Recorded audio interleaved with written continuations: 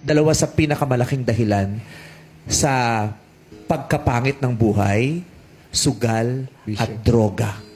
Wala akong kilalang nagsugal na pagkatapos ng lahat ay ang ganda-ganda ng buhay. Just like GameZone, our choice of table game in the Philippines. It's easy to use and play. At in fair, malaki ang chance mong manalo.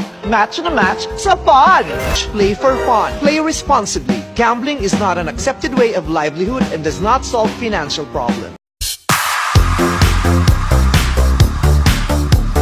Usap-usapan ngayon ang naging reaksyon ni Christy Fermin matapos mabalita ang pumirma bilang Responsible Gaming Ambassador si Vice Ganda para sa isang kilalang online gaming platform na GameZone nitong Hunyo 2025.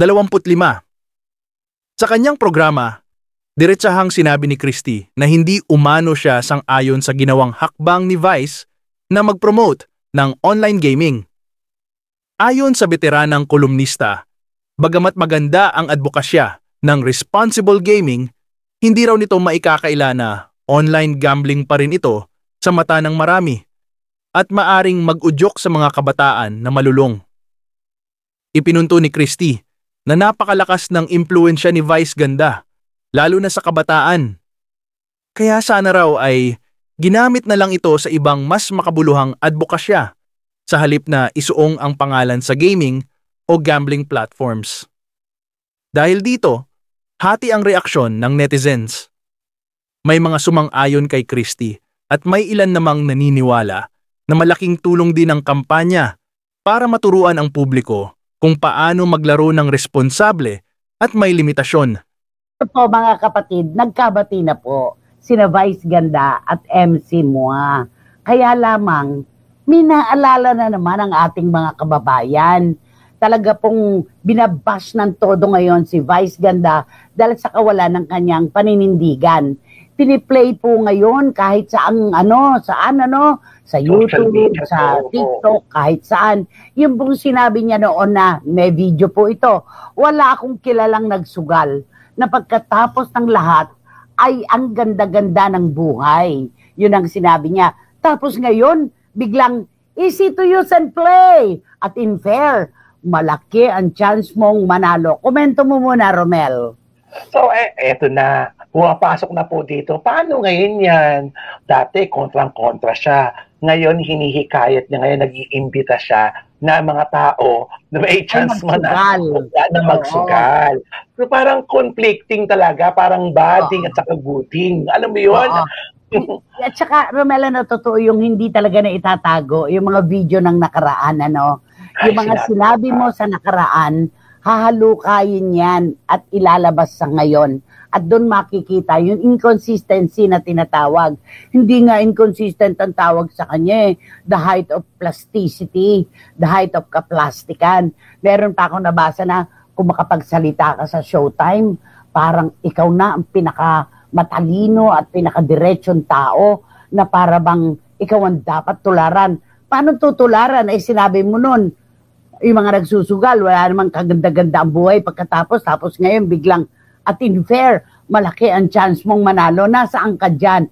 Pera-pera na lang ba ang laban? Yun ang mga komento.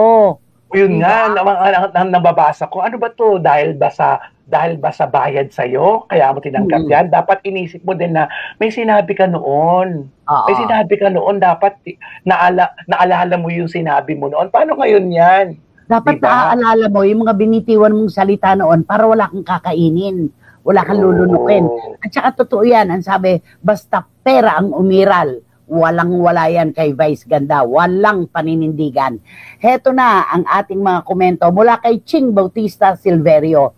So, pera-pera lang talaga ang kay Vice. Hindi siya agree sa gambling pero endorser siya just for the talent fee. Hypocrite, sabi niya. Ayan, yun ang sakto talaga. Hipokrito, yun ganon. Ito naman sabi ni Juris Dr. Channel, kung tutol sa masamang epekto ng sugal, hindi rin dapat kumikita mula dito. Ang kailangan dito ay paninindigan, hindi pagpapabida. Okay, ayan, ako isa-isa na. Talaga rin naman.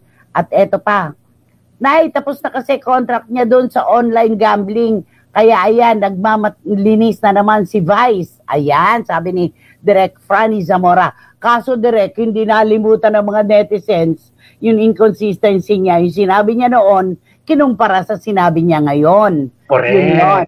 Oo nga po, bakit biglang kumambyo si Horsey? Magkano Vice? Sabi ni Boycie Karagay. At sabi ni Paulo Balde, nanay sa ganyang itsura ni Vice, asahan nyo na po, walang isang salita, sinungaling ipokrita. Sabi ni Paulo Balde, ang initaulo. Diba? At nako, eto pa, sabi ni John, oo, napanood ko yun. Alam ko yun. Yung sinabi niya na hindi daw maganda ang pagsusugal. Pagkatapos, nag-endorse ng pagsusugal. Asan siya ngayon?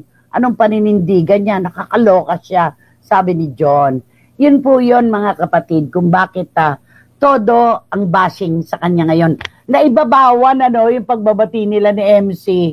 Oo. Kasi parang ang nangyari na, sandali, meron pa to meron pang mga ginawa ito na contradicting sa mga prinsipyo niya eto na. Kaya nakakaloka yung mga ang dami talaga, super bashy talaga, dual personality, mga ganyan-ganyan.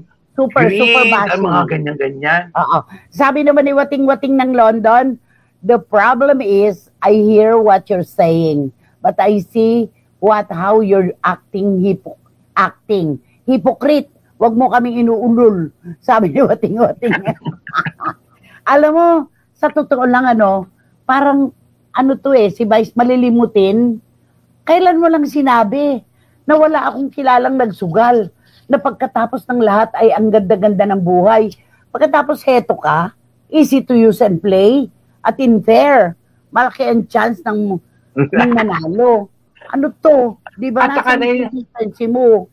Sa laki ng pangalan niya na alam niya sa sarili niya, kapag may sinabi siya, pakikinggan siya at mapapansin siya katulad niya. Pero kung hindi siya malaking artista, hindi naman siya mabubulaan ng mga ganitong maraming bashing Oo.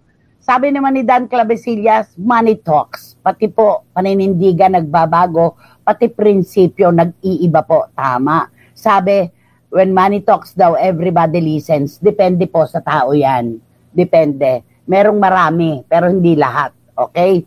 Naku, Punay, Lunes na Lunes, maiinit ang ulo ng mga CFMers. Mahirap sundan ang mga messages. Kitam, nakapag-English ng bongga si Wating-Wating sa init ng ulo.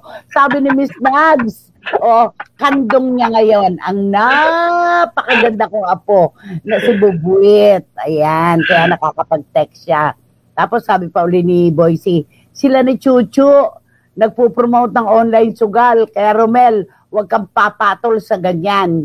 Romel daw, huwag ka daw papatol. Naku, wala nga. At saka hindi talaga ako marunong talaga din yan. Anak, bakit hindi mo sabihin na maraming dumarating sa atin na offer na ganyan? Kasi maraming beses na po na may nag-alok sa amin. Meron po talaga na nagsasabing ganito lang ang gagawin, ganito, ganyan. Sorry po, pero sino ba hindi nangangailangan ng pagkakakitaan? Pero depende po yan. Hindi po namin tinanggap yan. Yun. Kasi talagang bebeltahan ka talaga ng mga, wala na ba? Meron pa nga isa, happy ka na ba? Di ba may ganon? Oo. Kahit ano na lang tinatanggap mo, kinain mo na yung mga sinabi mo. Ayan, nasan ka ngayon? Parang ganon. Nako, Vice, wala kang isang salita. Kumbaga, yung sinuka mo, kinain mo rin. Sabi ni Tita Nene Olanday, ano ka ngayon? Kasi si Kabayo, Lunes na Lunes, umiinit ang ulo namin mga CFMers. Sabi ni Boycie Karagay, ay nako, Diyos ko, nakakaloka.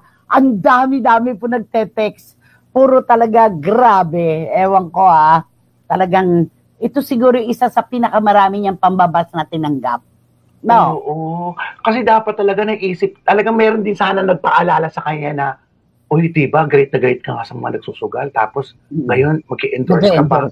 Kahit na hindi ka nagsusugal, ang ibig mo sabihin, hindi kahit mo ipinaalam mo na may ganitong paraan ng pagsusugal. Naabot ka ba na kahit nasa bahay ka. True. Sabi ni Randy Balaguer, naisabi po ng tatay ko nung nabubuhay pa, mambabae na raw po ako, basta wag lang ako magsusugal. O paano? Sabi niya, love you, Nay. Anak! Diyan ka Randy na naman. paano ka naming nakilala at tinanggap. Huwag mo nang sundin ang tatay mo. Kasi yung pagsusugal, hindi mo ginagawa. Pero yung pambababae, anak ko, nako, yun, di magaganap yun. O, dito na tayo.